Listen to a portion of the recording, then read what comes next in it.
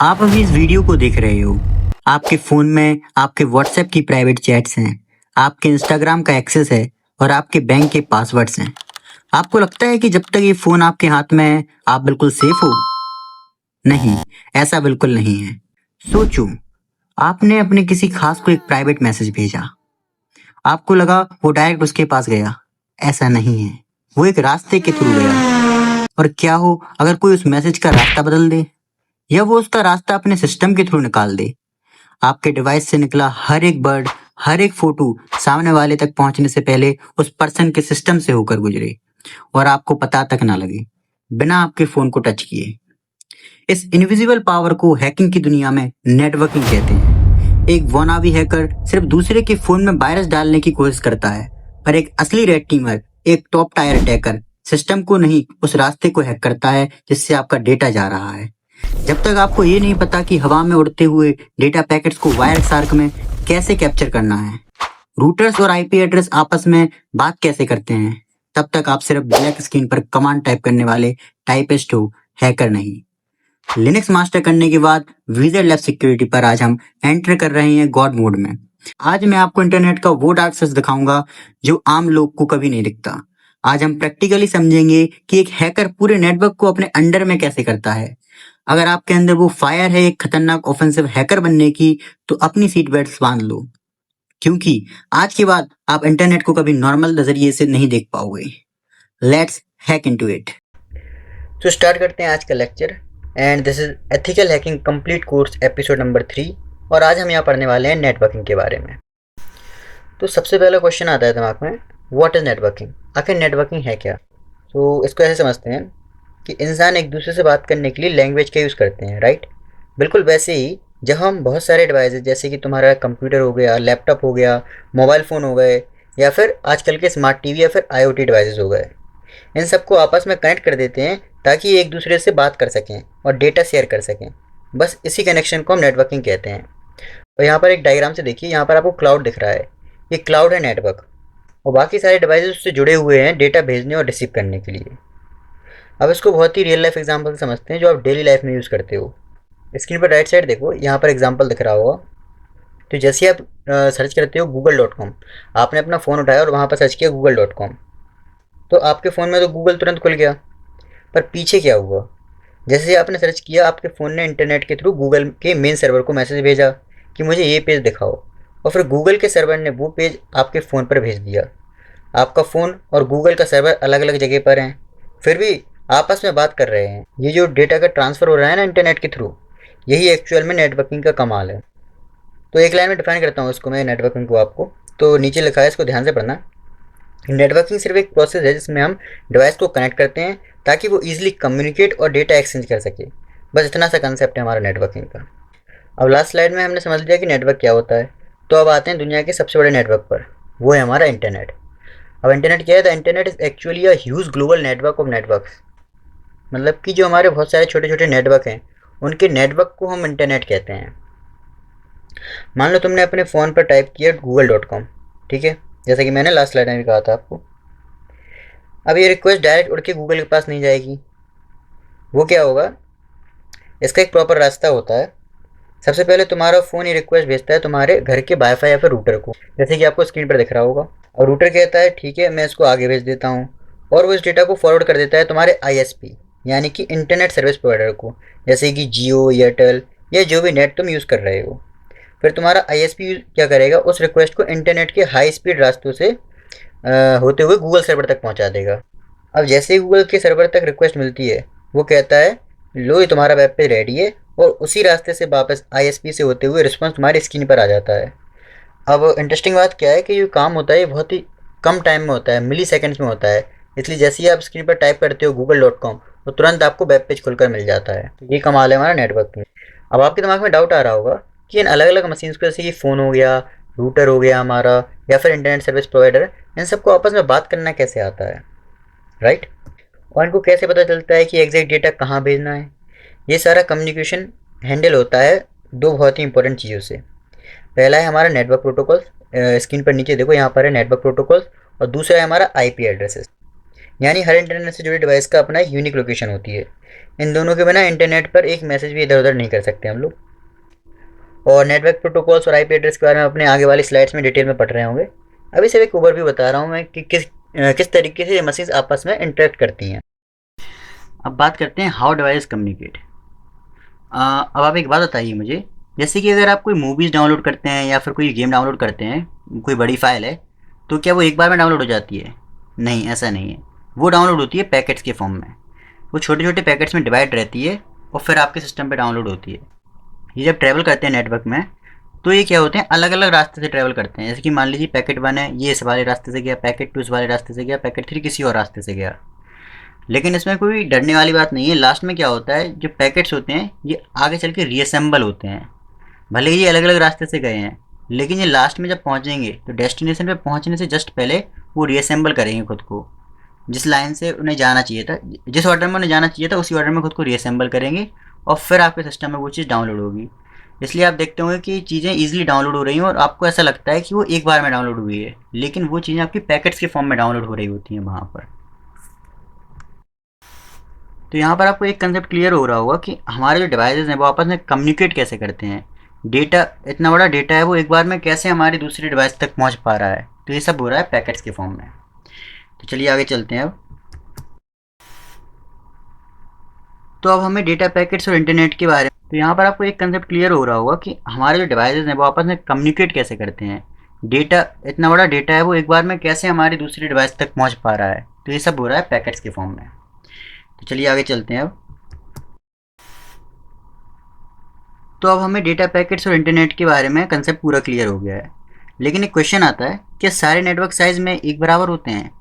तो बिल्कुल नहीं। एक नेटवर्क आपके कमरे जितना छोटा भी हो सकता है और पूरी दुनिया जितना बड़ा भी हो सकता है एक नेटवर्क। इसी बेसिस पे हमने नेटवर्क को 4 कैटेगरीज में डिवाइड करके रखा है, पैन, लैन, मैन और वैन।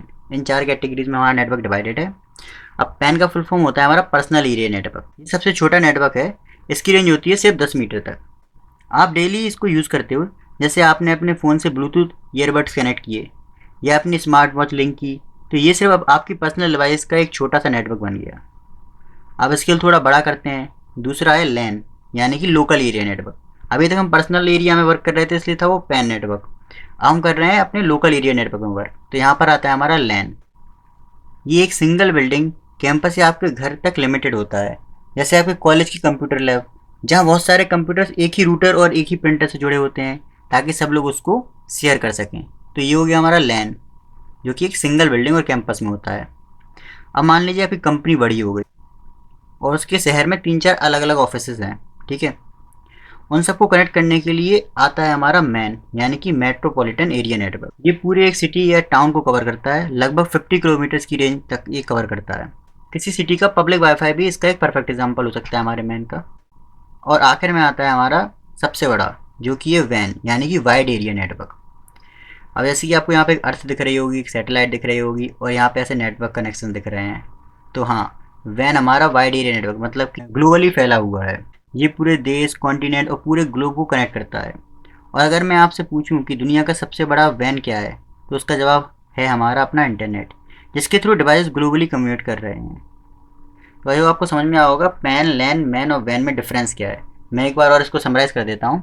पैन है हमारा पर्सनल एरिया नेटवर्क, जैसे कि आप एक रूम में बैठे हो, अपना ईयरबड्स यूज़ कर रहे हो, लैपटॉप यूज़ कर रहे हो अपने वाईफाई से कनेक्ट करके, तो ये हो गया आपका पैन, पर्सनल एरिया नेटवर्क।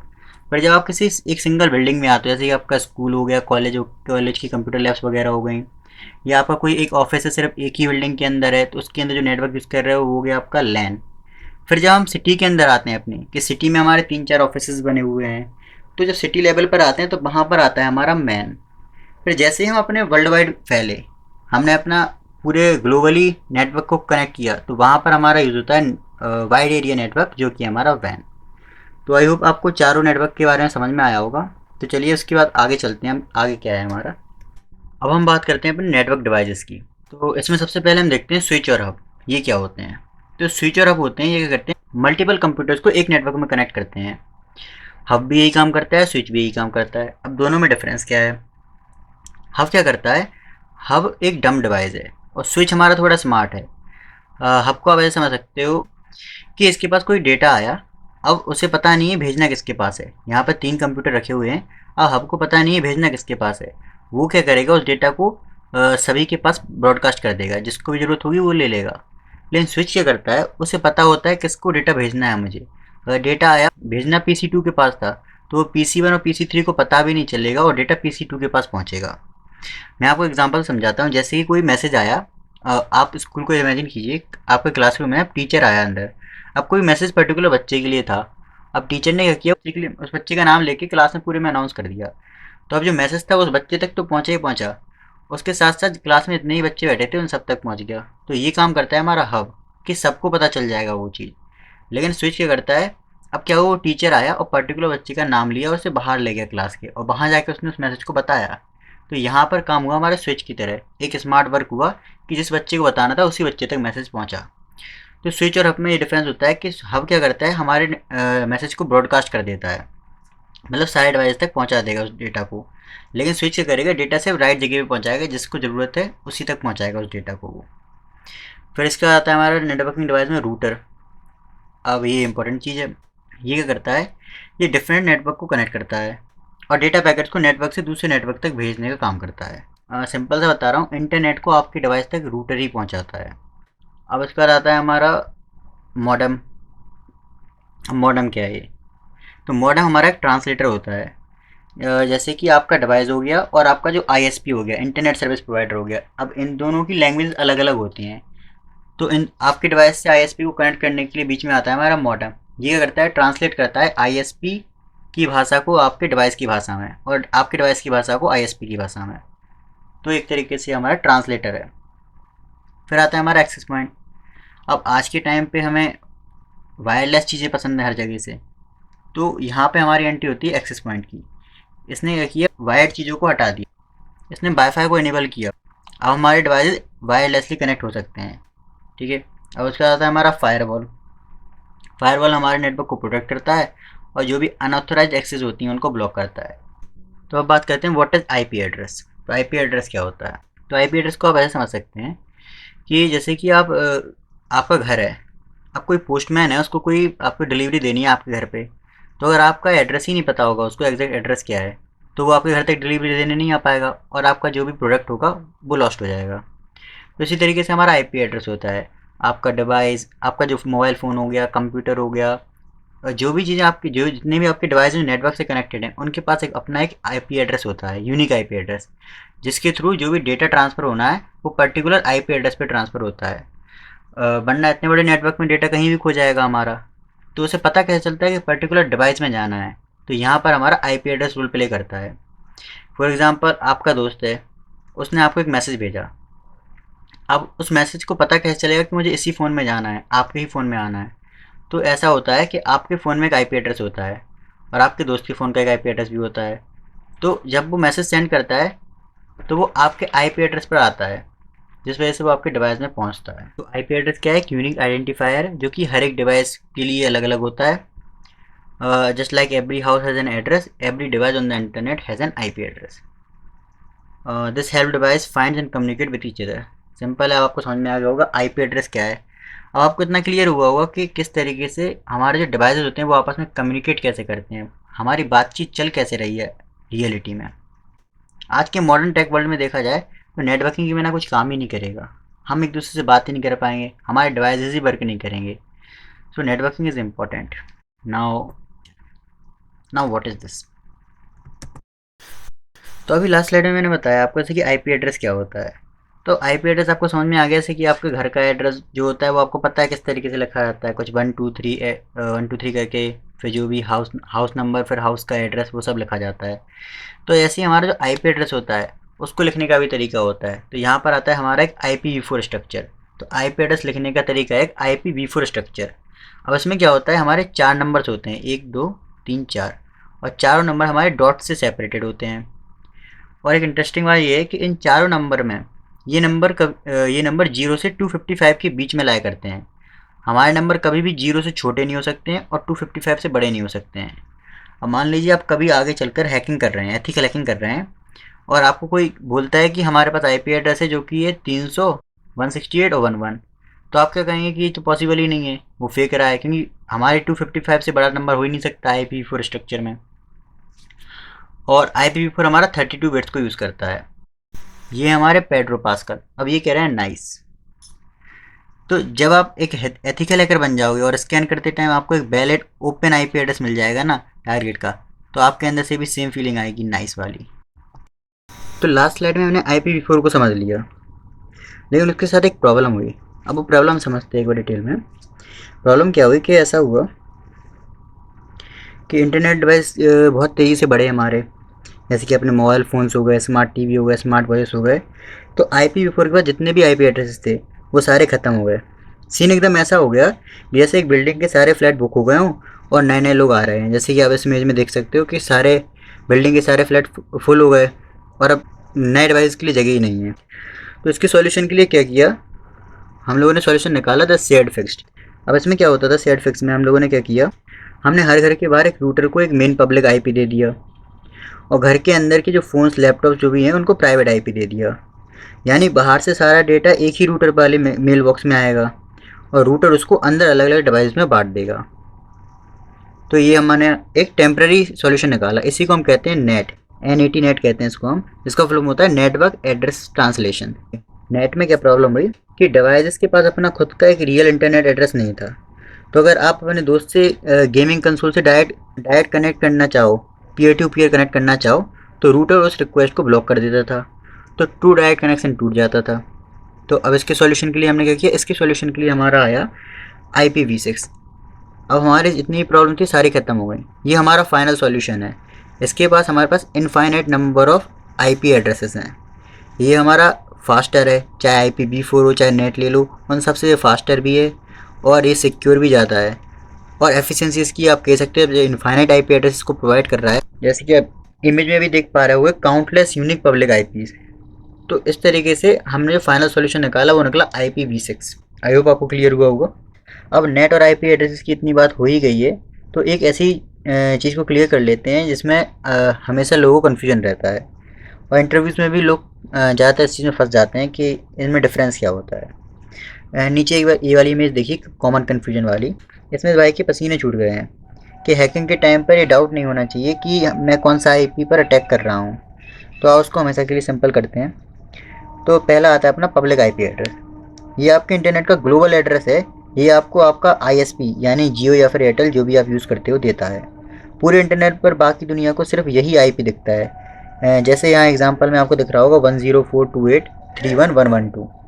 आप एक्सटर्नल नेटवर्क पर जो भी करते हो इसी IP के नाम से होता है वो।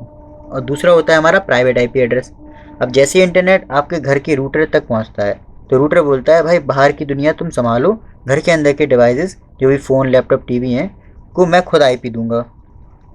तो ये होते हैं प्राइवेट IPs। इनका इंटरनेट की दुनिया से डायरेक्ट कोई लेना देना नहीं होता है। ये सिर्फ आपके अपने इंटरनेट, आपके अपने नेटवर्क के अंदर काम करते हैं, मतलब लैन के अंदर काम करते हैं, लोकल एरिया नेटवर्क के अंदर। तो अब एक चीज़ हमेशा याद रखना है कि कोई भी IP ऐसा 192 से करके स्टार्ट है ना, 192.168 करके, तो वो आपका प्राइवेट IP ही होगा।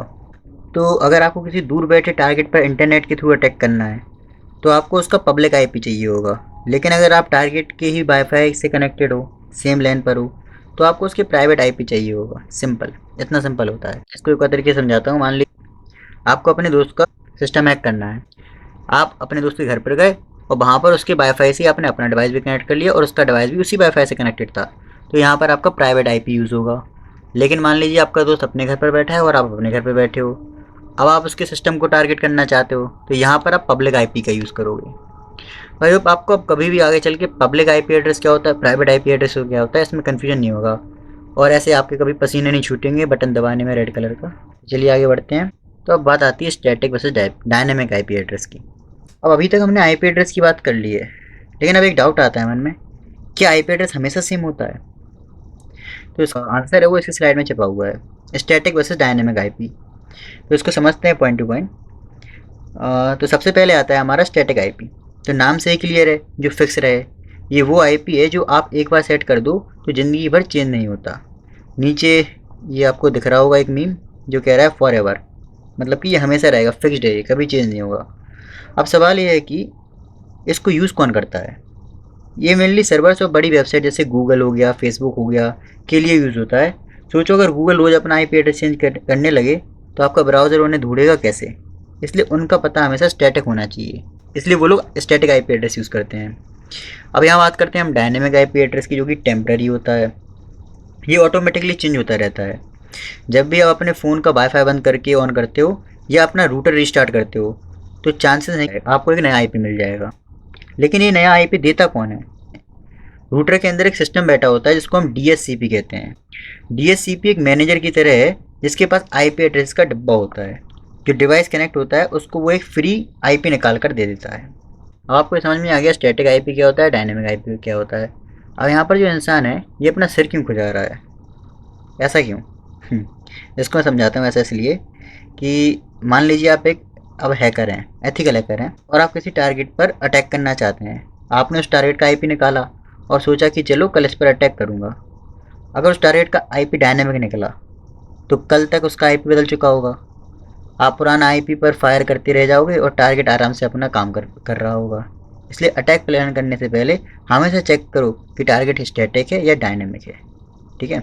अब यहाँ वही DHCP के बारे में बता रखा है। DHCP stand for dynamic host configuration protocol.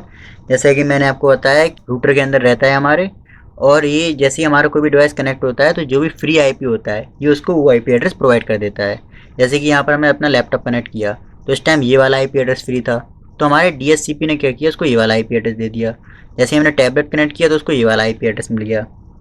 तो जब भी हम अपने फ़ोन को वाईफाई से कनेक्ट करते हैं तो रूटर क्या करता है, उनको एक आईपी एड्रेस प्रोवाइड कर देता है। वो किसका यूज़ करके करता है, वो DHCP का यूज़ करके प्रोवाइड करता है। सिंपल। तो आई होप आपको DHCP भी समझ में आया होगा, आईपी एड्रेस समझ में आया होगा। अब आता है लूपबैक एड्रेस। तो अब नेटवर्किंग की दुनिया का एक ऐसा सीक्रेट आईपी एड्रेस है जो हैकर और डेवलपर का सबसे बड़ा फ्रेंड होता है, जिसे हम कहते हैं लूपबैक एड्रेस। इसकी वैल्यू हमेशा फिक्स होती है और वो है 127.0.0.1। अब ये इतना स्पेशल क्यों है? क्योंकि ध्यान से सुनना, ये इंटरनेट पर किसी और टारगेट या सर्वर का आईपी नहीं है, ये आपके खुद के कंप्यूटर का आईपी है। इसको ऐसे समझो जैसे मिरर के सामने खड़े होकर आप खुद से बात कर रहे हो। जब आप अपने सिस्टम में 127.0.0.1 पर कोई डेटा भेजते हो तो वो इंटरनेट पर बाहर नहीं जाता, बल्कि इस स्क्रीन वाले ब्लू एरो की तरह घूमकर वापस आपके ही सिस्टम में आ जाता है। अब आप सोचोगे कि भाई खुद को ही मैसेज भेजने से क्या फ़ायदा होगा? तो जब हम रेड टीमिंग में कोई नया पेलोड बनाते हैं या कोई वेब पेज डेवलप करते हैं तो हम उसको सीधा लाइव इंटरनेट पर टेस्ट नहीं करते, हम उसको सेफली अपने ही सिस्टम के अंदर टेस्ट करते हैं। ट्रबल शूट करने के लिए इस लूप बैक एड्रेस का यूज़ करते हैं। तो आपको समझ आ रहा होगा लूप बैक एड्रेस कब यूज़ होता है, किस लिए यूज़ होता है। ये हमारे खुद के कंप्यूटर का आईपी होता है, और जब हमें अपना लोकली चीज़ों को टेस्ट करना होता है तो हम लूप बैक एड्रेस का यूज़ करते हैं, क्योंकि डायरेक्ट इंटरनेट पे हम चीज़ों को टेस्ट नहीं कर सकते हैं। और इसी को हम अपनी हैकिंग की लैंग्वेज में प्यार से लोकल होस्ट बुलाते हैं। तो वो आता है मैक एड्रेस। तो इतनी देर से हम आईपी एड्रेस की बात कर रहे थे, तो मैं एक चीज़ आपको बता दूं कि सिर्फ आईपी एड्रेस से डेटा एग्जिट डिवाइस तक नहीं पहुंचता है। इसके अंदर एक दूसरा सीक्रेट भी होता है जिसको हम कहते हैं मैक एड्रेस। अब मैक एड्रेस से आप ये मत समझ लेना कि मैकबुक का एड्रेस होगा, नहीं नहीं, ऐसा नहीं है। अक्सर लोगों को उसको ऐसे ही लगता है कि ये मैकबुक का एड्रेस होगा। मैक का फुल फॉर्म होता है हमारा मीडिया एक्सेस कंट्रोल। तो मैक एड्रेस है हमारा मीडिया एक्सेस कंट्रोल एड्रेस। तो ये क्या होता है? तो ये आपके डिवाइस का परमानेंट फिजिकल या हार्डवेयर एड्रेस होता है। जब आपका लैपटॉप या फ़ोन फैक्ट्री में जब बनता है ना, तो उसके अंदर लगे जो नेटवर्क कार्ड होता है, NIC कार्ड होता है, जो NIC कार्ड में ये एड्रेस हमेशा के लिए फिट कर दिया जाता है। अब ये आईपी की तरह बार बार चेंज नहीं होता, ये हमेशा परमानेंट रहेगा और फिक्स रहता है। अब यहाँ पर आप देख सकते हो मैक वर्सेस आईपी के बारे में बताता हूँ मैं आपको। तो जो मैक एड्रेस होता है वो हार्डवेयर एड्रेस होता है, और जो आईपी एड्रेस होता है वो लॉजिकल एड्रेस होता है। ये परमानेंट होता है और ये परमानेंट नहीं होता है। अब आप सोचोगे कि आईपी था तो मैक की ज़रूरत क्या पड़ी? तो इसको ऐसे समझो कि आईपी एड्रेस पोस्टमैन को आपकी सोसाइटी तक ले आता है, लेकिन उस सोसाइटी के अंदर एग्जैक्ट कौन सा फ्लैट नंबर आपका है वो आपका मैक एड्रेस बताता है। आईपी नेटवर्क ढूंढता है और मैक उस नेटवर्क के अंदर एग्जैक्ट डिवाइस ढूंढता है, तो इसलिए दोनों का होना ज़रूरी है। अब इन दोनों के बीच में आता है हमारा मैच मेकर। इसको कहते हैं हम ARP protocol, address resolution protocol. अब ये क्या करता है? हाँ, इसको ऐसे समझो, मान लो मेरे कंप्यूटर को आपका आईपी तो पता है पर मैक एड्रेस नहीं पता, तो डेटा कैसे भेजूंगा मैं? तो यहाँ एंट्री होती है हमारे match maker the ARP protocol की, यानी एड्रेस रेजोल्यूशन प्रोटोकॉल की। इसका एक ही काम है, आईपी एड्रेस को मैक एड्रेस में कन्वर्ट करके लाना। मतलब जो आईपी एड्रेस होता है उसको वो मैक एड्रेस में कन्वर्ट करके लाता है। अब इसके बाद आप राइट साइड देखो, यहाँ पे आपको एक मीम दिख रही होगी। एक लड़का है और दो लड़की हैं। तो ये बीच में जो लड़का है ये है हमारा ARP प्रोटोकॉल, और ये हो गया हमारा आईपी एड्रेस जो उसके साथ में लड़की है। और ये जो रेड ड्रेस पहने हुई लड़की है, ये हमारा मैक एड्रेस है। तो इसके थ्रू मैं ये बताना चाहता हूँ कि जो ARP प्रोटोकॉल है उसके पास IP एड्रेस पहले से ही है, जो कि उसकी अपनी गर्लफ्रेंड, लेकिन उसकी हमेशा नज़र और फोकस किसको ढूंढने पर रहता है, मैक एड्रेस पर। क्योंकि जब तक उसे मैक एड्रेस नहीं मिलता तब तक वो बार बार पूछता रहता है कि ये IP एड्रेस किसका है। तो इसलिए वो हमारा जो ARP प्रोटोकॉल होता है वो मैक एड्रेस पर नज़र रखता है। और जब मैक एड्रेस मिल जाता है तो सिस्टम उसे बार बार ढूंढने से बचने के लिए एक लिस्ट में सेव कर लेता है, जिसे हम कहते हैं ARP टेबल, जो कि आपको बॉटम में दिख रहे हुए ARP टेबल। आप अपने पीसी में ARP टाइप करके इसे देख सकते हो। इसी टेबल को बेवकूफ़ बनाकर हैकर्स एक बहुत खतरनाक अटैक करते हैं, जिसे ARP स्पूफिंग या पॉइजनिंग कहते हैं, जिससे वो आपका सारा डेटा बीच में ही चुरा लेते हैं। तो ARP स्पूफिंग के थ्रू आपका डेटा वहीं से चुरा लेते हैं। तो यहाँ पर आपको समझ में आया होगा कि IP एड्रेस क्या है, मैक एड्रेस क्या है, दोनों की ज़रूरत क्यों है, फिर ARP प्रोटोकॉल क्या क्या होता है, और ARP टेबल क्या होती है। ठीक है, तो अब आगे बढ़ते हैं। तो अब बात करते हैं सबनेटिंग की। सबनेटिंग क्या होता है? तो subnetting means dividing a large network into a small network. इसको ऐसे समझ सकते हैं हम। सबनेटिंग का सिंपल सा मतलब है कि एक बहुत बड़े नेटवर्क को छोटे छोटे नेटवर्क्स में डिवाइड करना। जैसे एक बड़ी सिटी को डायरेक्टली मैनेज करना मुश्किल है, इसलिए हम उसको पहले सेक्टर्स में डिवाइड करते हैं, फिर स्ट्रीट्स में डिवाइड करते हैं, और आखिर में हाउसेस में बांट देते हैं। इससे कोई भी एड्रेस ढूंढने में आसानी हो जाती है हमें। आप इमेज में देख पा रहे हो, वो सेक्टर्स, स्ट्रीट्स, फिर उसको हाउसेस में बांट दिया गया है। अब उसको एक रियल लाइफ एग्जांपल समझो। एक स्कूल का एग्जांपल देता हूँ मैं आपको कि स्कूल में 1000 स्टूडेंट्स हैं। अब अगर 1000 स्टूडेंट्स को मैं एक बड़ी क्लास में बैठा दूँ तो इतना शोर होगा कि कुछ समझ में ही नहीं आएगा, और इसे वो कहते हैं नेटवर्क कंजेशन। अब इससे बचने के लिए स्कूल वाले क्या करते हैं, अलग अलग क्लासेस में बांट देते हैं, class A, class B, class C। ठीक है, तो इससे क्या होता है, मैनेजमेंट एकदम ईजी हो जाता है। तो सबनेटिंग भी सेम काम करता है नेटवर्क के अंदर। अब now why subnetting is used. तो जो काम हम स्कूल्स में कर रहे थे ना, अभी मैं बता रहा था, वही काम हम कंपनीज में करते हैं। सबनेटिंग से नेटवर्क का ट्रैफिक कम होता है, मैनेजमेंट एफिशिएंट बनता है, और सबसे बड़ी बात, सिक्योरिटी बढ़ती है। जैसे एक कंपनी HR, IT और फाइनेंस डिपार्टमेंट के अलग अलग सिक्योर सबनेट्स बना देती है, ताकि IT वाले HR का डेटा ना देख पाएँ और HR IT का डेटा ना देख पाए। तो इस तरीके से वो अलग अलग सबनेट्स बना देते हैं। अब कुछ इंपॉर्टेंट टर्म्स की बात कर लेते हैं, जैसे कि नेटवर्क IT हो गया, होस्ट रेंज हो गया, और ब्रॉडकास्ट एड्रेस हो गया। तो नेटवर्क IT क्या होता है? ये हर सबनेट का सबसे पहला एड्रेस होता है, जो उस पूरे ग्रुप की पहचान होती है। ठीक है, ये स्टार्टिंग में बता देता है ग्रुप के बारे में। फिर बात करते हैं हम होस्ट रेंज की। ये वो बीच का एड्रेस होता है जो एक्चुअल में कंप्यूटर डिवाइस को असाइन किया जाता है। उसके बाद आता है हमारा ब्रॉडकास्ट एड्रेस। ये उस सबनेट का सबसे आखिरी एड्रेस होता है, जिसका यूज़ करके हम सबनेट के सभी डिवाइस को एक साथ मैसेज भेज सकते हैं। ठीक है, तो ये हो गया हमारा स्टार्टिंग का पार्ट, ये हो गया मिडिल पार्ट, ये हो गया लास्ट का पार्ट। तो सबनेटिंग आपको समझ में आया होगा कि मैनेजमेंट को ईजी करने के लिए हम सबनेटिंग का यूज़ करते हैं, ताकि हमारा नेटवर्क कंजेशन ना हो। तो अब लास्ट स्लाइड में हम लोगों ने सिटी को डिवाइड तो कर दिया था, पर अब एक सबसे बड़ा टेक्निकल सवाल आता है कि आपके कंप्यूटर को कैसे पता चलेगा कि किसी IP एड्रेस का कौन सा हिस्सा नेटवर्क का है और कौन सा उस अकेले होस्ट का है, जो हमारा होस्ट होगा।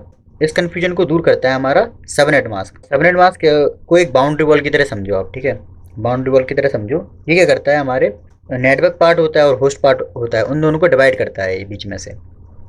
कैसे करता है देखो, मान लो IP हमारा 192.168.1.10। ठीक है, और मास्क है हमारा 255.255.255.0। तो इसका सीधा सा रूल होता है हमारा, जहाँ मास्क में 255 है वो हिस्सा नेटवर्क का होगा, और जहाँ पर 0 है वो आपके डिवाइस का यानी होस्ट का होगा। तो सबनेट मास्क क्या करता है, हमारे IP एड्रेस को डिवाइड करता है होस्ट पार्ट और नेटवर्क पार्ट में। ये कौन सा हिस्सा हमारे IP एड्रेस का नेटवर्क पार्ट को मिलेगा और कौन सा हिस्सा आपके होस्ट पार्ट को मिलेगा, मतलब कि आपके डिवाइस को मिलेगा। तो सबनेट मास्क को एक सिंपल वे में बताता हूँ मैं आपको। आप अपने नाम से ही इसको समझ सकते हो। जैसे कि आपका नेम होता है और सरनेम होता है, तो वैसे हमारा सबनेट मास्क होता है। आपका नेम हो गया आपका नेटवर्क पार्ट, और आपका सरनेम हो गया आपका होस्ट पार्ट। ठीक है, इस तरीके से हमारा होता है सबनेट मास्क। अब बात करते हैं हम CIDI नोटेशन के ऊपर। अब एक बार बताओ कि जो नंबर है ना 255.255.255.0, इसको लिखना बार बार कितना लंबा और बोरिंग काम है ना। तो इसलिए हैकर्स और इंजीनियर्स ने एक शॉर्टकट यूज़ करते हैं, जिसको कहते हैं हम CIDI नोटेशन। इसमें हम IP के आगे बस एक स्लैश लगाकर नंबर लिख देते हैं, जैसे कि यहाँ पर लिखा है मैंने /24। तो इस /24 का सिंपल सा मतलब है कि किसी IP एड्रेस के शुरुआती 24 बिट्स नेटवर्क को रिप्रेजेंट कर रहे हैं, और इसके पीछे वाले सारे हमारे होस्ट को रिप्रेजेंट कर रहे हैं। तो हमें इतना बड़ा IP एड्रेस लिखने की बार बार ज़रूरत ही नहीं पड़ेगी। सिंपल सा रहेगा कि हाँ 24 बिट्स तक हम रिप्रेजेंट कर देंगे उसको, नेटवर्क पोर्शन को। तो आपको सबनेट मास्क समझ में आएगा और सी आई डी एनोटेशन समझ में आएगा कि हम शॉर्ट वे, एक तरीके से सी आई डी एनोटेशन क्या है, short way to write the subnet mask. तो अब आते हैं नेटवर्किंग के सबसे फेमस और सबसे डेंजरस टॉपिक पर, ओ एस आई मॉडल, और उसको समझते हैं। तो स्टार्टिंग फेज में जब कोई भी नया नया कोई ओ एस आई मॉडल समझने की कोशिश करता है तो उसका हाल ऐसे ही होता है जैसा इस डॉगी का है अभी, I have no idea what I am doing. तो कुछ समझ नहीं आता है। लेकिन टेंशन मत लो, ओ एस आई मॉडल कुछ नहीं है, बस एक सिंपल सा फ्रेमवर्क है जो डेटा ट्रांसफ़र के पूरे कॉम्प्लेक्स प्रोसेस को 7 लेयर्स में डिवाइड कर देता है। ये बस समझने के लिए बनाया गया है, मतलब ये सिर्फ हमारा रेफरेंस मॉडल है, जो ओ एस आई मॉडल है हमारा रेफरेंस मॉडल है, इसका हम यूज़ नहीं करते हैं अभी।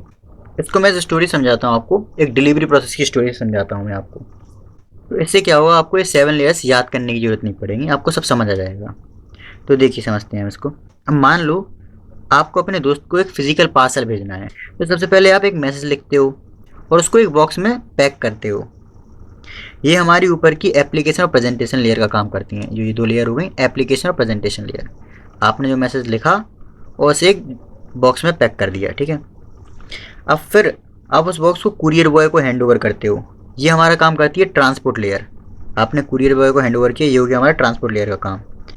अब कुरियर कंपनी उस पर अपना टैग लगाती है, एड्रेस लगाती है और एक रूट डिसाइड करती है। तो ये रूट डिसाइड करने वाला काम हो गया, ये हो गया हमारी नेटवर्क लेयर का काम। अब आखिर में आता है फिजिकल ट्रक, जिसमें लोड होकर हमारे रास्ते से ट्रैवल करके जाएगा सामान। तो ये होती है हमारी डेटा लिंक लेयर और फिजिकल लेयर। तो इस तरीके से हमारी 7 लेयर डिवाइडेड हैं। अब बिल्कुल इसी कुरियर की तरह इंटरनेट पर जब आप सेंडर, आप खुद डेटा भेजते हो, तो डेटा ऊपर लेयर 7 से होते हुए लेयर 1 तक नीचे आता है। फिर वो केबल्स के थ्रू ट्रैवल करते हुए रिसीवर तक पहुंचता है और वहाँ वो लेयर 1 से वापस लेयर 7 तक ऊपर जाता है, ताकि आपका दोस्त उस फोटो या वीडियो को अपने स्क्रीन पर देख सके। बस इतना सा काम है हमारे ये सारी 7 लेयर्स का, ओ एस आई मॉडल की 7 लेयर्स का। अब इन लेयर्स को एक बार डिटेल में समझते हैं कि फिजिकल लेयर क्या काम करती है, डेटा लिंक क्या काम करती है। हाँ, आपको अब आइडिया पूरा लग गया होगा कि किस तरीके से वर्क कर रहा है हमारा 7 लेयर्स का क्या क्या काम है। लेकिन एक बार हम इनको डिटेल में समझते हैं। अब सबसे पहले आप, मतलब यूज़र, जहाँ डेटा टाइप करते हो वो है हमारी एप्लीकेशन लेयर। जैसे आपका वेब ब्राउज़र, ईमेल क्लाइंट या FTP, यहाँ से एक्चुअल प्रोसेस शुरू होता है एप्लीकेशन लेयर से। फिर क्या होगा, फिर होता है प्रेजेंटेशन लेयर, ट्रांसलेटर और गार्ड है ये हमारा। अब आपका डेटा उस फॉर्मेट में बदला जाता है जिसे कंप्यूटर समझ सके, जिसको कहते हैं डेटा फॉर्मेटिंग, ठीक है। और साइबर सिक्योरिटी वालों को याद रखना, आपके डेटा को हैक होने से बचाने के लिए जो इंक्रिप्शन HTTPS होती है ना, या डेटा कंप्रेशन होता है, वो सब इसी लेयर पर होता है। मतलब हमारा डेटा जो सेव हो रहा है ना, सिक्योर हो रहा है, प्रेजेंटेशन लेयर पे ही होता है। डेटा इंक्रिप्शन हो गया, HTTPS हो गया, डेटा कंप्रेशन हो गया, ये सब काम हमारा प्रेजेंटेशन लेयर पे होता है।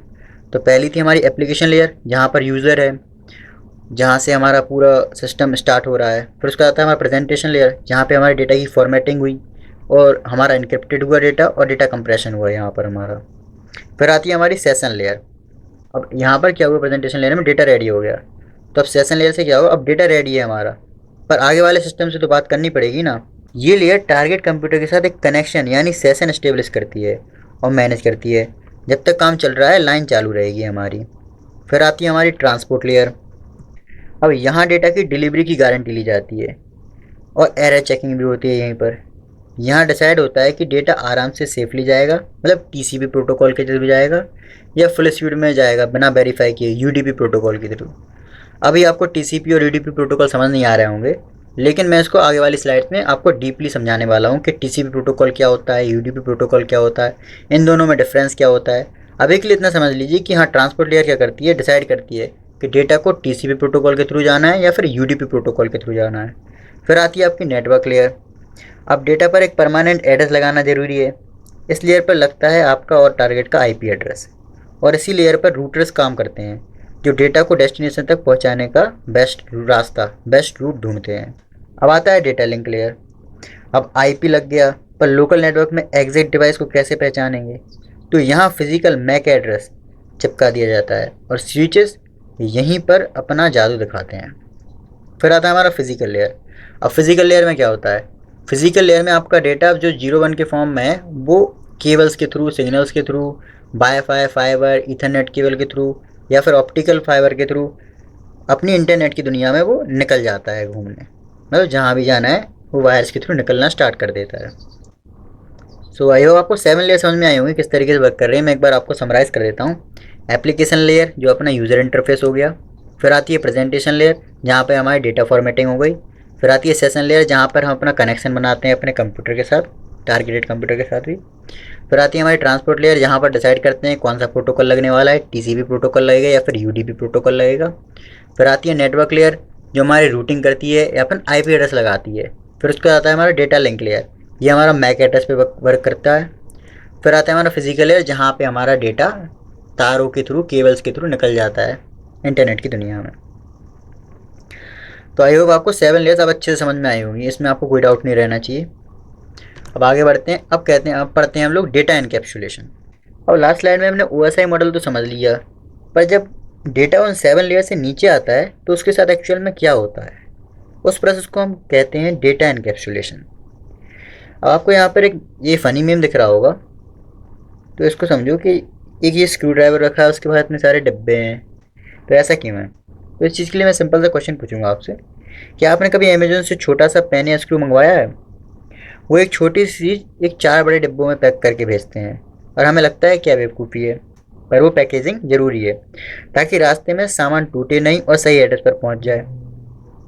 बिल्कुल यही सेम प्रोसेस हमारी नेटवर्किंग में डेटा के साथ होती है, और देखते हैं कैसे होती है। तो सबसे पहले आता है the original item, the original data. ये आपका एक्चुअल डेटा है, जैसे कोई वेब पेज या ईमेल। समझ लो ये आपका वो छोटा सा स्क्रू है जो यहाँ पर आया था हमारा अमेजोन के थ्रू। इसके बाद क्या होगा, सेगमेंट लेयर आती है हमारी। अब इसमें क्या होगा, ये हमारा फर्स्ट बॉक्स, इसी को कहते हैं ट्रांसपोर्ट लेयर या फिर सेगमेंट। यहाँ डेटा को छोटे पीसेस में तोड़ा जाता है और उसके आगे ट्रांसपोर्ट हेडर लगा दिया जाता है। अब इस पैक डिब्बे को नेटवर्किंग की लैंग्वेज में हम सेगमेंट बोलते हैं। जो हमारा ओरिजिनल डेटा था उसके आगे हमने एक ट्रांसपोर्ट हेडर लगा दिया। क्या करेंगे हम, अब जाएंगे हम नेटवर्क लेयर पर। अब इस सेगमेंट वाले डिब्बे के अंदर आईपी एड्रेस, सोर्स और डेस्टिनेशन का लेबल लगाया जाता है, जिसे नेटवर्क हेडर कहते हैं। आईपी लगाने के बाद इस डिब्बे का नाम बदलकर पैकेट हो जाता है। अब जैसे यहाँ पर हमने ट्रांसपोर्ट हेडर लगाया था ना सेगमेंट वाले में, अब जैसे वो नीचे वाली नेटवर्क लेयर में आया तो उसके आगे हमने एप्लीकेशन डेटा के आगे हमने लगा दिया नेटवर्क हेडर। तो पहले इसका नाम जो सेगमेंट था और उसका नाम हो जाएगा पैकेट। फिर हम आगे बढ़ेंगे, अब हम आएंगे डेटा लिंक लेयर में। अब डेटा लिंक लेयर में क्या होगा, यह फाइनल पैकेजिंग होती है। आगे मैक एड्रेस का टैग लगता है और डब्बे के पीछे एक सील लिंक टेलर लगती है एरर चेक करने के लिए। इस फाइनल पूरे तरीके से पैक डिब्बे को हम फ्रेम कहते हैं। तो यहाँ पर हमारी देखिए लिंक ट्रेलर भी लग गई और एक लिंक हेडर लग गई, और इसी को हम कहते हैं फ्रेम। तो देखिए नेम भी चेंज होता जा रहा है। जैसे ट्रांसपोर्ट लेयर में था उसको हम सेगमेंट कह रहे थे, पैकेट लेयर में जैसे वो नेटवर्क लेयर में आया उसको हमने पैकेट कहना स्टार्ट किया, जैसे वो डेटा लिंक लेयर में आया यहाँ पे अब लिंक हेडर भी लग गया और लिंक ट्रेलर भी लग गया, तो यहाँ पर हम इसको फ्रेम कहेंगे। फिर इसके बाद आता है फिजिकल लेयर। इस पूरे फ्रेम को जीरोज और वंस यानी रॉ इलेक्ट्रिकल, ऑप्टिकल या रेडियो सिग्नल्स में बदलकर नेटवर्क के केबल्स में ट्रैवल करने के लिए डाल दिया जाता है। तो 7 लेयर्स के अंदर की चीज़ समझ में आई होगी आपको, और ये समझ में आया होगा कि ये डिब्बे की पैकेजिंग ज़रूरी क्यों है। सिमिलरली हमारे ट्रांसपोर्ट हेडर की ज़रूरत क्यों है, लिंक ट्रेलर की ज़रूरत क्यों है। डेटा एनकैप्सुलेशन डिलीवरी एंश्योर कैसे करता है, करेक्ट डेस्टिनेशन से, इंटीग्रिटी की, सीक्वेंसिंग की वजह से और सर्विस आइडेंटिफिकेशन की वजह से। तो जैसा कि मैंने आपसे पहले कहा था कि आगे वाली स्लाइड में हम टीसीपी यूडीपी को डिटेल में पढ़ने वाले हैं, तो हाँ वही स्लाइड आ गई है। तो अब टीसीपी यूडीपी के बारे में देखते हैं। तो सबसे पहले आता है हमारा टीसीपी। टीसीपी इसका फुल फॉर्म होता है ट्रांसमिशन कंट्रोल प्रोटोकॉल। ये एकदम उस कुरियर बॉय की तरह है जिससे आपने एक बहुत इंपॉर्टेंट डॉक्यूमेंट भेजने के लिए दिया है, ठीक है। टीसीपी की सबसे बड़ी खासियत ये है कि डिवाइस के बीच में रिलायबल कम्युनिकेशन की गारंटी देता है ये, यानी ये मेक श्योर करेगा कि आपका जो डेटा है प्रॉपरली डिलीवर हो, एकदम सही ऑर्डर में पहुंचे और उसमें कोई एरर ना हो। एरर चेकिंग भी करता है ये। तो जब तक सामने वाले को पैकेट नहीं मिल जाता और वो कुरियर की तरह कंफर्म नहीं कर देता तो टीसीपी रुकता नहीं है। इसलिए टेक्स्ट मैसेज और फाइल डाउनलोड्स में टीसीपी यूज़ होता है। लेकिन अब बात करते हैं यूडीपी की। तो यूडीपी का फुल फॉर्म होता है यूज़र डेटाग्राम प्रोटोकॉल। ये वो फास्ट डिलीवरी बॉय है जो पैकेट भेज देता है बिना चेक किए कि सामने वाले को एक्चुअली में डिलीवर हुआ भी है या नहीं हुआ है। आप सोचोगे इसका क्या फ़ायदा है। तो इसकी सबसे बड़ी पावर ये है कि इसकी स्पीड, ये बहुत फास्ट होता है। क्योंकि इसमें कंफर्मेशन का वेट करने वाला ओवरहेड ही नहीं होता है। यूडीपी का बेस्ट एग्जांपल है लाइव स्पोर्ट्स स्ट्रीमिंग, गेमिंग और वॉइस कॉल। सोचो आप लाइव फुटबॉल मैच देख रहे हो, वहाँ परफेक्ट डेटा डिलीवरी से ज़्यादा इंपॉर्टेंट स्पीड होती है। अगर ट्रांसमिशन में एक फ्रेम भी लॉस हो जाए ना, तो वीडियो आगे चलती रहती है, मैच रुकता नहीं है। वही अगर पबजी बीजीएमआई खेलते टाइम पिंग हाई हो तो टारगेट निकल जाएगा। इसलिए फास्ट पेस जगहों पर यूडीपी हमेशा यूज़ होता है। तो यही डिफरेंस है दोनों में, टीसीपी और यूडीपी में। टीसीपी क्या करता है, एंश्योर करता है रिलायबिलिटी को, लेकिन जो यूडीपी होता है ये हमें फास्ट डिलीवरी प्रोवाइड करता है। तो जैसे कि हमें video streaming, gaming, voice calls करने हैं तो वहाँ पर हम यूडीपी का यूज़ कर लेते हैं, लेकिन जहाँ पर हमें मैसेजेस सेंड करने हैं तो वहाँ पर हम टीसीपी का यूज़ करते हैं। तो मुझे लगता है कि आपको समझ में आया होगा कि टीसीपी और यूडीपी में क्या डिफरेंस है और दोनों कहाँ कहाँ यूज़ होते हैं। इसके बाद आगे चलते हैं हम। अब आता है टीसीपी थ्री वे हैंडशेक। इसका क्या मतलब है? तो टीसीपी डेटा भेजने से पहले टारगेट के साथ एक ट्रस्ट और कनेक्शन बनाता है। इस पूरे प्रोसेस को हम कहते हैं टीसीपी थ्री वे हैंडशेक। इसको हम सिंपल एक कॉलिंग एग्जांपल से समझते हैं कि मान लीजिए कि आप क्लाइंट ने कॉल लगाया सर्वर को, ठीक है, और आपने पूछा कि क्या क्या तुम फ्री हो। तो ये हो गया हमारा SYN, जिसको हम टेक्निकल टर्म में कहते हैं सिंक्रोनाइज। ठीक है, आपने रिक्वेस्ट की है यहाँ पे कनेक्शन की, फिर सर्वर रिप्लाई करेगा। अब सर्वर के पास कॉल गया तो उसने कॉल उठाया और सर्वर ने बोला कि हेलो, हाँ तुम्हारी आवाज़ आ रही है। तो यहाँ पर सर्वर ने क्या किया, एक्नॉलेज किया, यहाँ पर AC के एक्नॉलेज किया कि हाँ तुम्हारी आवाज़ आ रही है। फिर उसने पूछा क्या तुम्हें मेरी आवाज़ क्लियर सुनाई आ रही है। तो यहाँ पर उसने दोनों चीज़ एक साथ कर दी, SYN भी कर दिया, सिंक्रोनाइज भी कर दिया कि आपसे पूछ लिया कि मेरी आवाज़ क्लियर आ रही है, और आपको बता भी दिया कि हाँ मुझे तुम्हारी आवाज़ क्लियर आ रही है।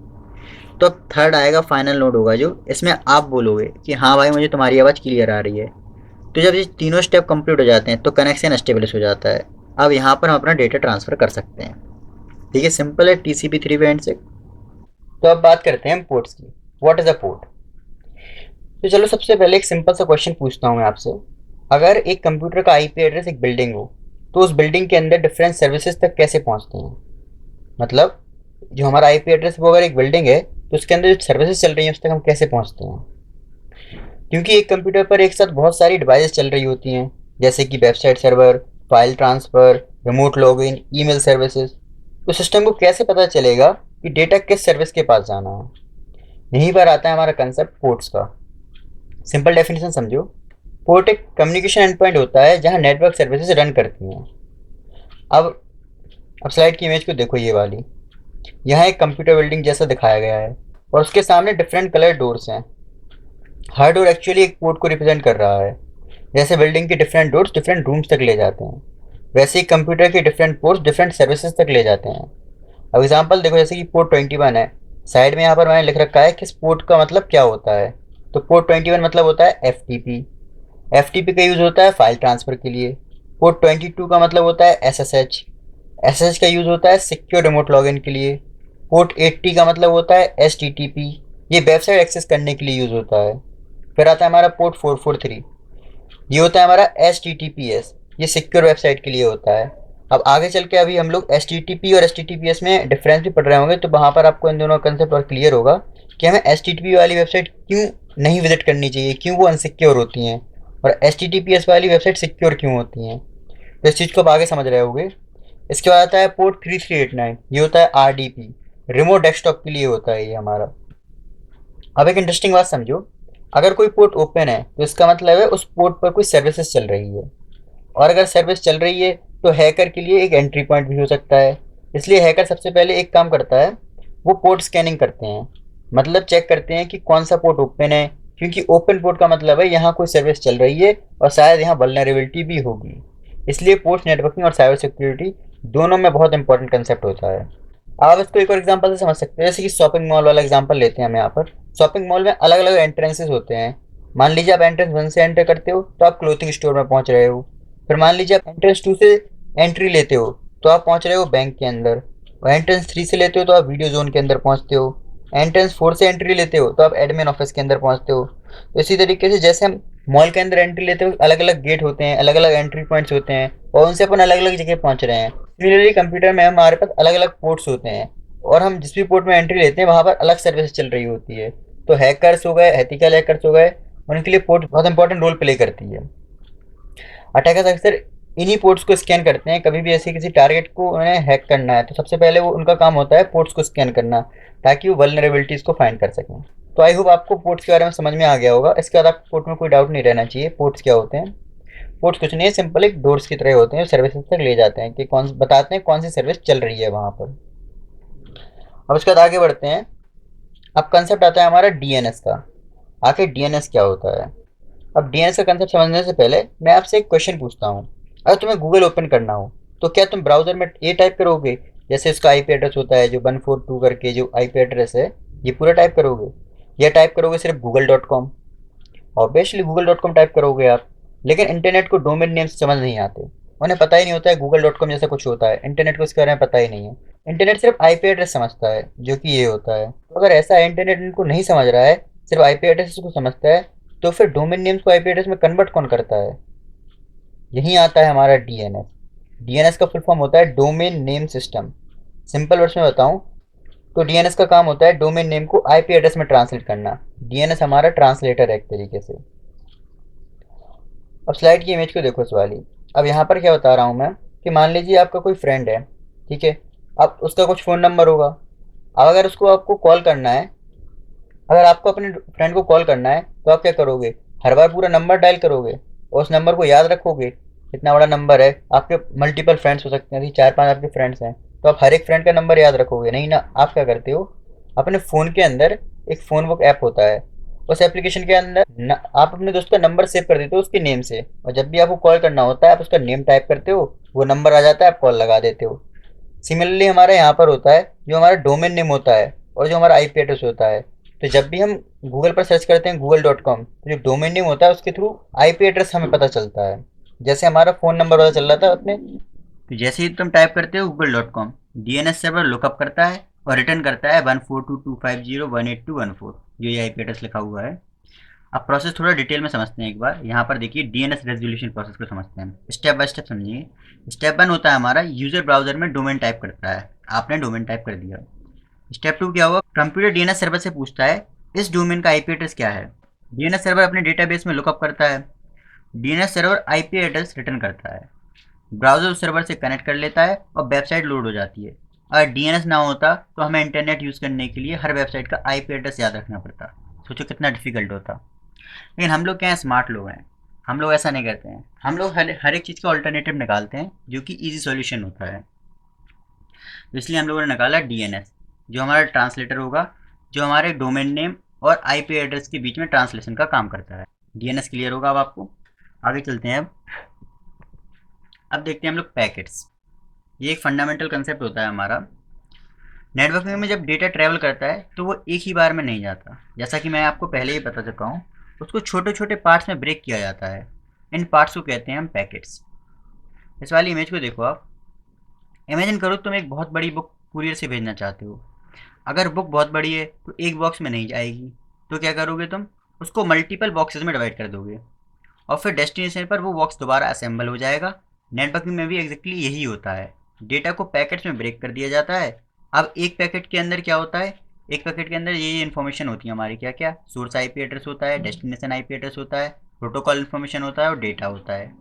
ये पैकेट नेटवर्क में ट्रैवल करते हैं और डेस्टिनेशन पर जाकर रीअसेंबल हो जाते हैं। इसी प्रोसेस की वजह से इंटरनेट फास्ट और रिलायबल काम करता है। ये पैकेट वाले कंसेप्ट की वजह से ही हमारा सिस्टम इतना फास्ट है। इसमें कोई कंसेप्ट होता है ऐसे कि हमारा जो भी सोर्स सिस्टम था, वहाँ से जिस ऑर्डर में पैकेट्स निकले हैं, रास्ते में भले ही वो अलग अलग हो जाएं, लेकिन फाइनल डेस्टिनेशन पे जाने के बाद वो रीअसेंबल उसी ऑर्डर में होते हैं जिस ऑर्डर में सोर्स से निकले थे। तो यही कंसेप्ट है हमारे पैकेट्स का। तो अब बात करते हैं पैकेट स्निफिंग की। ये एक इंटरेस्टिंग कंसेप्ट है। पैकेट स्निफिंग का मतलब होता है नेटवर्क ट्रैफिक को कैप्चर और एनालाइज करना। स्लाइड में ये इमेज देखो आप, जो यहाँ पर आपको दिख रही होगी। इमेजिन करो तुम रोड के साइड में खड़े हो और ऑब्जर्व कर रहे हो कि कौन सी कार आ रही है और कौन सी कार जा रही है। पैकेट स्निफिंग भी एग्जैक्टली यही करता है। ये नेटवर्क में ट्रैवल करने वाले डेटा पैकेट्स को ऑब्जर्व करता है। इसके लिए एक पॉपुलर टूल होता है, इसको कहते हैं वायर सार। आप यहाँ पर इमेज देख पा रहे हो वायर सार। इस वायर सार टूल के ऊपर अभी हम अपकमिंग लेक्चर्स में एक कंप्लीट वीडियो बनाने वाले हैं, जिसके अंदर हम पूरा वायर सार टूल यूज़ करना सीखेंगे। जब हम इसको प्रैक्टिकली कर रहे होंगे ना, तो इस चीज़ को करने में भी मज़ा आ रहा होगा। तो अगर आपको वायर सार सीखना है तो इस सीरीज़ में आप बने रहिएगा। और वायर सार क्या करता है, वायर शार्क अलाउ करता है पैकेट्स को कैप्चर करने में, नेटवर्क ट्रैफिक्स को एनालाइज करने में, नेटवर्क प्रॉब्लम्स को ट्रबल शूट करने में। एथिकल हैकर्स और नेटवर्क इंजीनियर्स वायर शार्क का यूज़ करते हैं ये समझने के लिए कि नेटवर्क में क्या हो रहा है और कैसे हो रहा है। लेकिन अगर अटैकर्स पैकेट स्निफिंग यूज़ करें, डेटा इनक्रिप्टेड ना हो, तो वो सेंसिटिव इन्फॉर्मेशन भी कैप्चर कर सकते हैं। इसलिए इनक्रिप्शन बहुत इंपॉर्टेंट होता है। जिसकी मान लीजिए अब वायर शार्क तो टूल है, अब उसको एथिकली यूज़ किया जाए तो एक अच्छी चीज़ है। लेकिन अगर कोई अटैकर यूज़ कर रहा है इस चीज़ को, तो क्या कर, तो जो आपका सिस्टम है उसके अंदर से वो वल्नरेबिलिटीज़ को फाइंड करेगा पैकेट स्निफिंग के थ्रू। अब यहाँ पर आपको हमारा ये स्निफर डॉग दिख रहा होगा। अब ये स्निफर डॉग क्या करता है, ये भी एक तरीके से हमारा वायर शार्क की तरह ही है। ये क्या करता है कि एरोमास के बेसिस पे स्निफिंग करता है।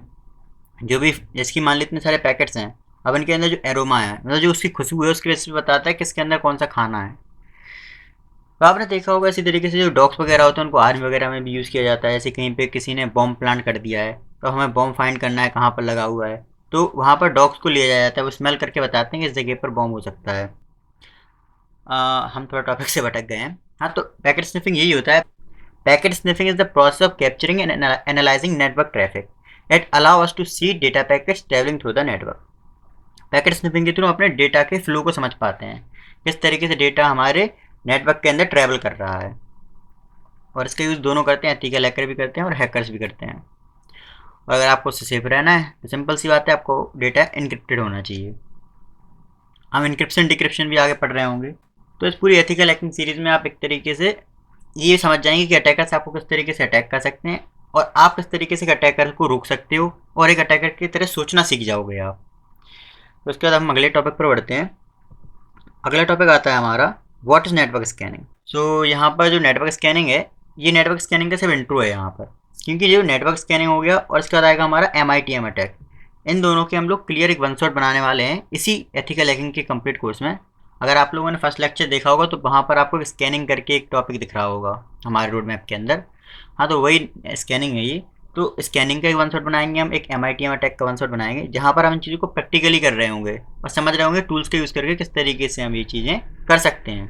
तो नेटवर्किंग में भी हमें इन चीज़ों को पढ़ना ही है, तो यहाँ पर हम लोग उसको समझते हैं कि नेटवर्क स्कैनिंग होता क्या है। तो नेटवर्क स्कैनिंग का मतलब होता है नेटवर्क में एक्टिव डिवाइस और ओपन पोर्ट्स को डिस्कवर करना। साइड में ये वाली इमेज देखो आप, ये इजीएस्ट एग्जांपल है। यहाँ एक बिल्डिंग का एग्जांपल दिया है। इमेजिन करो एक बिल्डिंग है जिसमें 100 डोर्स हैं। अब कोई पर्सन हर डोर नॉक करता है और चेक करता है कौन से डोर्स ओपन हैं, कौन से रूम एक्टिव हैं और कौन सी सर्विसेज चल रही हैं, किस रूम के अंदर क्या सर्विस चल रही हैं। नेटवर्क स्कैनिंग भी एग्जैक्टली यही करता है। स्कैनर चेक करता है कि कौन से डिवाइसेस ऑनलाइन है, कौन से पोर्ट्स ओपन है और कौन से सर्विसेज रन हो रही हैं। Security professionals network scanning use करते हैं वल्नरेबिलिटीज़ को आइडेंटिफाई करने के लिए, लेकिन हैकर्स भी एग्जैक्टली यही करते हैं। वो नेटवर्क स्कैन करके और ओपन पोर्ट्स ढूंढते हैं ताकि वल्नरेबिलिटीज़ को फाइंड कर सकें। जैसे कि अभी हम लोगों ने पोर्ट्स वाले स्लाइड में देखा था कि ओपन पोर्ट्स का यूज़ करके हैकर्स किस तरीके से आपके सिस्टम को मैनिपुलेट करते हैं।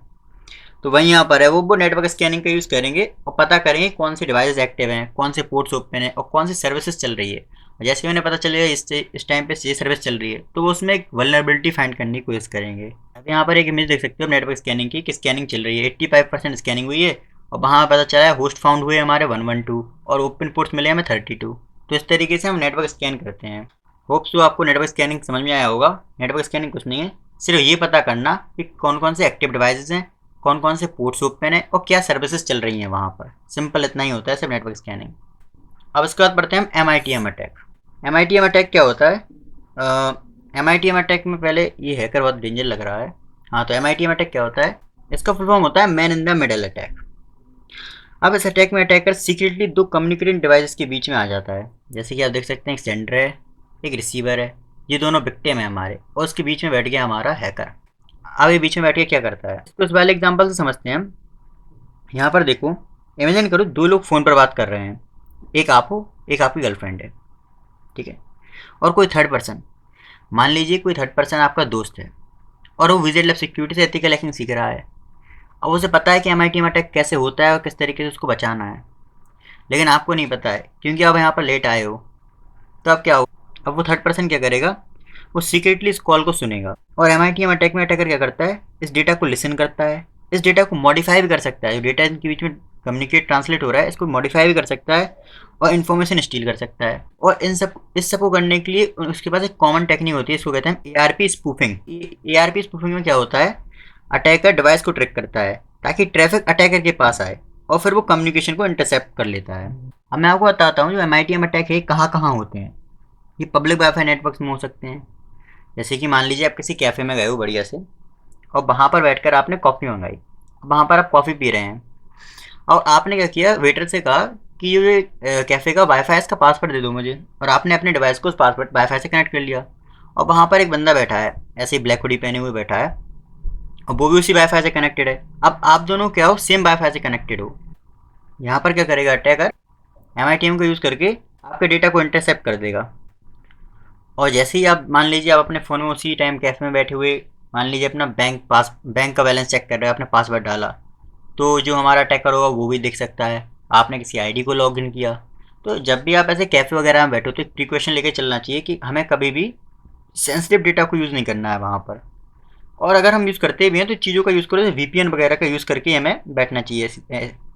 इसके बाद MITM अटैक कहाँ पर हो सकता है, लोकल एरिया नेटवर्क में हो सकता है। यहाँ पर ARP स्पूफिंग पॉइजनिंग का यूज़ करके नेटवर्क स्विच को ट्रिक करते हैं। अब MITM अटैक से बचने के लिए क्या क्या प्रिकॉशन ले सकते हैं आप लोग। पहली चीज़ तो है हमेशा VPN ऑन करके रखो, वर्चुअल प्राइवेट नेटवर्क जो होता है उसे हमेशा ऑन करके रखो, क्योंकि एक जो रिलायबल VPN होता है ना वो आपके इंटरनेट ट्रैफिक को इनक्रिप्ट कर देता है। अगर अटैकर पब्लिक वाईफाई पर आपको डेटा इंटरसेप्ट भी कर भी लेगा ना तो उसे सिर्फ इनक्रिप्टेड चीज़ें दिखेंगी, प्लेन टेक्स्ट नहीं दिखेगा। लेकिन आप VPN यूज़ नहीं कर रहे हो तो वहाँ पर वो प्लेन टेक्स्ट देख पा रहा होगा कि जो आप टाइप कर रहे हैं।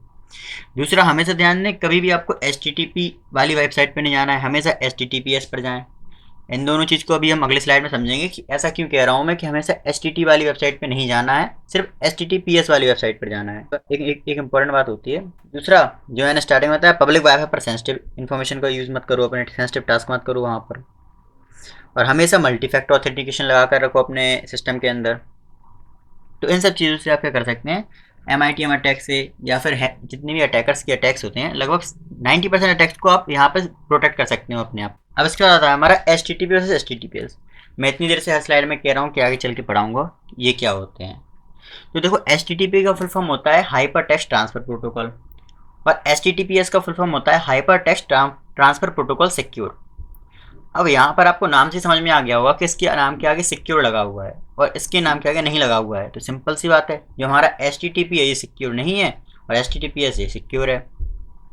अब HTTP सिक्योर क्यों नहीं है, क्योंकि देखिए मान लीजिए एक सिनेरियो समझते हैं कि आपने किसी पब्लिक वाईफाई को यूज़ किया एयरपोर्ट या फिर कैफ़े पर जाकर, और आपने विजिट की वेबसाइट जो HTTP वाली थी और हैकर भी वहीं पर सेम वाईफाई पर बैठा है और वो पैकेट स्निफर टूल का यूज़ कर रहा है, जैसे कि वायर शार्क का यूज़ कर रहा है वहाँ बैठ के। अब ये टूल क्या करेगा, वो आपके डेटा को लिसन कर पाएगा, कैप्चर कर पाएगा जो भी आप नेटवर्क पे एक्टिविटी कर रहे होंगे।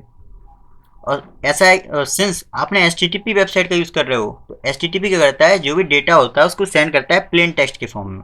तो जो हैकर होगा, जो हैकर का टर्मिनल स्क्रीन होगी ना, उस पर user name, password, credit card और मैसेज सिर्फ एक प्लेन टेक्स्ट के फॉर्म में लिखे आ रहे होंगे। आप यहाँ पर टाइप कर रहे हो और वहाँ पर लिखा आ रहा है। लेकिन अगर आप HTTPS यूज़ कर रहे होते तो ये सारी चीज़ें उसको इनक्रिप्टेड फॉर्म में मिल रही होती। इनक्रिप्टेड फॉर्म में रहेंगी तो वो उसको डिक्रिप्ट नहीं कर पाएगा। तो इस तरीके से आप वहाँ पर सेफ रहते हो। तो कभी भी आपको HTTP वाली वेबसाइट पर नहीं जाना है, HTTPS वाली वेबसाइट्स पर जाना है। अब आपको और क्या तरीके हो सकते हैं सेफ रहने के लिए। पब्लिक वाईफाई पर अपनी बैंकिंग या लॉगिन वाली चीज़ों को अवॉइड करो या फिर VPN का यूज़ करो। VPN आपको इनक्रिप्ट करता है आपके डेटा को। बहुत सारे फ्री VPN अवेलेबल होते हैं, जो भी रिलायबल VPN हो उसका यूज़ कर सकते हो आप ऐसे। तो आपको समझ आया होगा HTTP और HTTPS में क्या डिफरेंस है। ज़्यादा कोई बड़ी चीज़ नहीं थी ये। अब आते हैं हम लोग समरी वाली बात पे। फाइनली पूरी नेटवर्किंग को एक बार हम क्विकली रिवीजन करते हैं, क्योंकि अभी तक आपने सारी चीज़ें समझ लिए हैं। अब इसके थ्रू क्या हुआ कि मान लो कुछ भूल रहे होगे आपको तो वो भी याद आ जाएगा। वैसे जो लेक्चर है नेटवर्किंग का, यहाँ मैं आपको गारंटी देता हूँ कि इसके बाद आपको एथिकल हैकिंग में कुछ और पढ़ने की जरूरत नहीं है। इतना कंसेप्ट सफिशिएंट होता है एक एथिकल हैकर के लिए नेटवर्किंग के बारे में जानने का।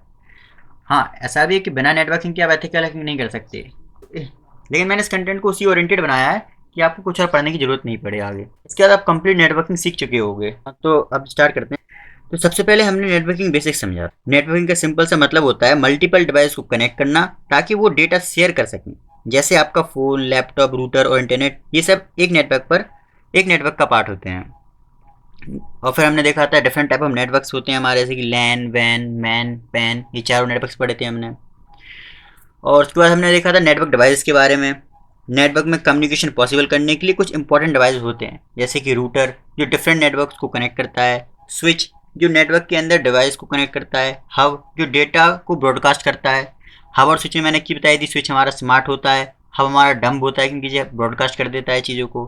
फिर हमने फायरवॉल देखा था जो नेटवर्क को अनऑथराइज्ड एक्सेस से बचाता था। मतलब ये डिवाइस मिलकर इंश्योर करते हैं कि डेटा सही जगह तक सेफ्टी से पहुंच सके। फिर हमने पढ़ा था आईपी एड्रेस और मैक एड्रेस के बारे में। आईपी एड्रेस एक आईपी एड्रेस एक लॉजिकल एड्रेस होता है जो इंटरनेट पर डिवाइस को आइडेंटिफाई करता है। जैसे एग्जांपल होता है हमारा 192.168.1.1, ये हो गया हमारा आईपी एड्रेस। लेकिन हर डिवाइस का एक फिजिकल एड्रेस भी होता है जिसे हम कहते हैं MAC address. MAC address hardware level पर असाइन होता है और यूनिक होता है। तो सिंपल वर्ड से समझो, जो मैंने पहले भी बताया था, सब यहाँ पर रिवीजन कर रहे हैं कि आईपी एड्रेस इंटरनेट पर डिवाइस की लोकेशन बताता है, लेकिन मैक एड्रेस डिवाइस की फिजिकल आइडेंटिटी बताता है। उसके बाद हमने सबनेटिंग पढ़ा था। सबनेटिंग क्या होता है? सबनेटिंग का यूज़ होता है लार्ज नेटवर्क को छोटे मैनेजेबल नेटवर्क में डिवाइड करने के लिए। इससे नेटवर्क मैनेजमेंट ईजी हो जाता है, ट्रैफिक कंट्रोल बेटर होता है और सिक्योरिटी भी इम्प्रूव होती है। तो लार्ज ऑर्गेनाइजेशन इसी टेक्निक का यूज़ करती है नेटवर्क को एफिशिएंटली मैनेज करने के लिए। फिर हमने OSI मॉडल के बारे में पढ़ा था। OSI मॉडल के 7 लेयर फ्रेमवर्क हैं जो एक्सप्लेन करते हैं कि नेटवर्क कम्युनिकेशन कैसे होता है। इसमें हमने लेयर्स पढ़ी थी, application layer, presentation layer, session layer, transport layer, network layer, data link layer और फिजिकल लेयर। ये 7 लेयर्स हम लोगों ने पढ़ी थी और इनका फ्लो समझा था किस तरीके से वर्क करती हैं, और इनको डिटेल में देखा था हमने किस लेयर का क्या काम होता है, एप्लीकेशन लेयर का क्या काम होता है, प्रेजेंटेशन लेयर का क्या काम होता है। तो ये सारी चीज़ें हमने समझी थी। उसके बाद हमने पढ़ा था TCP और UDP के बारे में। TCP एक रिलायबल प्रोटोकॉल है जो इंश्योर करता है कि डेटा करेक्ट ऑर्डर में डिलीवर हो। इसमें हैंडशेक प्रोसेस होता है और एरर चेकिंग भी होती है। दूसरी तरफ होता है UDP जो फास्ट होता है लेकिन रिलायबिलिटी गारंटी नहीं करता। इसीलिए UDP यूज़ होता है स्ट्रीमिंग और गेमिंग जैसे सिनेरियोज में जहाँ स्पीड इंपॉर्टेंट होती है। फिर हमने पोर्ट्स एंड DNS के बारे में पढ़ा। Ports basically communication and point होते हैं जहाँ सर्विसेज रन करती हैं। जैसे कि मैंने बताया था, पोर्ट 80 मतलब HTTP, पोर्ट 443 मतलब HTTPS। मतलब अगर IP एड्रेस बिल्डिंग है तो पोर्ट उस बिल्डिंग के डोर्स हैं। और DNS का काम होता है डोमेन नेम्स को IP एड्रेस में कन्वर्ट करना। DNS हमारा ट्रांसलेटर था ना। अब जैसे जब हम ब्राउज़र में google.com टाइप करते हैं तो DNS उसको IP एड्रेस में कन्वर्ट करता है ताकि ब्राउज़र सर्विस को कनेक्ट कर सकें। फिर हमने देखा था पैकेट्स और पैकेट स्निफिंग के बारे में। ये पैकेट्स क्या होते हैं और पैकेट स्निफिंग क्या होता है। नेटवर्क में डेटा एक साथ नहीं भेजा जाता, उसको छोटे छोटे यूनिट्स में डिवाइड किया जाता है जिससे पैकेट्स कहते हैं। अब ये पैकेट नेटवर्क के थ्रू ट्रैवल करते हैं और डेस्टिनेशन पर दोबारा रीअसेंबल हो जाते हैं। अब पैकेट स्निफिंग एक टेक्निक थी जिसमें नेटवर्क ट्रैफिक को कैप्चर और एनालाइज किया जाता था। वहाँ पर हम टूल्स यूज़ कर रहे थे जैसे कि वायरशार्क वगैरह। उसके बाद हमने नेटवर्क स्कैनिंग देखा था। अब नेटवर्क स्कैनिंग का मतलब होता है नेटवर्क में एक्टिव डिवाइस और ओपन पोर्ट्स को डिस्कवर करना। जो सिक्योरिटी प्रोफेशनल इस टेक्निक का यूज़ करते हैं नेटवर्क की वल्नरेबिलिटीज आइडेंटिफाई करने के लिए, लेकिन हैकर्स भी एग्जैक्टली इसी टेक्निक का यूज़ करते हैं वीक पॉइंट्स को फाइंड करने के लिए। फिर हमने देखा था MITM अटैक लास्ट में। इस अटैक में अटैकर सीक्रेटली 2 कम्युनिकेटिंग डिवाइस के बीच में आ जाता है। फिर वो कम्युनिकेशन को लिसन कर सकता है, मॉडिफाई कर सकता है और सेंसिटिव इन्फॉर्मेशन को स्टील कर सकता है। इसलिए सिक्योर कम्युनिकेशन और इंक्रिप्शन बहुत इंपॉर्टेंट होता है। तो ओवरऑल अगर एक लाइन में समझें, आज हम नेटवर्किंग के फंडामेंटल कंसेप्ट से लेकर सिक्योरिटी रिस्क तक का कंप्लीट ओवरव्यू देखा है। ये सब कंसेप्ट हमारी एथिकल हैकिंग की फाउंडेशन है। अगर ये कंसेप्ट क्लियर हो जाते हैं तो आगे के एडवांस टॉपिक समझना काफ़ी ईजी हो जाता है आपके लिए। और मैं आपको एक बात और फिर से बता देता हूँ, जिस लेक्चर की जो नोट्स वगैरह हैं वो सारे नोट्स आपको हमारे टेलीग्राम चैनल पर मिल जाएंगे। उस टेलीग्राम चैनल की लिंक मैं आपको डिस्क्रिप्शन में लगा दूंगा या फिर वो लिंक मैं आपको कमेंट बॉक्स में पिन कर दूंगा। तो वहाँ से डायरेक्ट हमारे टेलीग्राम चैनल को ज्वाइन कर सकते हैं और ये नोट्स वगैरह डाउनलोड कर सकते हैं। एंड आई होप आपको आज सारी चीज़ें क्लियर हो गई होंगी और आपका एक माइंडसेट चेंज हुआ होगा किस तरीके से हमारा नेटवर्क वर्क कर रहा है, हमारे मैसेज जाते कैसे हैं, हमारा डेटा डाउनलोड कैसे होता है, मूवीज़ डाउनलोड करते हैं किस तरीके से डाउनलोड होती है, अटैकर्स अटैक कैसे कर लेते हैं हमारे नेटवर्क के ऊपर, वो कमियां कैसे फाइंड करते हैं। अब इन सब चीज़ों को हम लोग प्रैक्टिकली भी कर रहे होंगे आगे चल के। ये सब चीज़ें सीखने के लिए आप बने रहिए सीरीज़ में। And thanks for watching. See you in the next lecture. Thank you.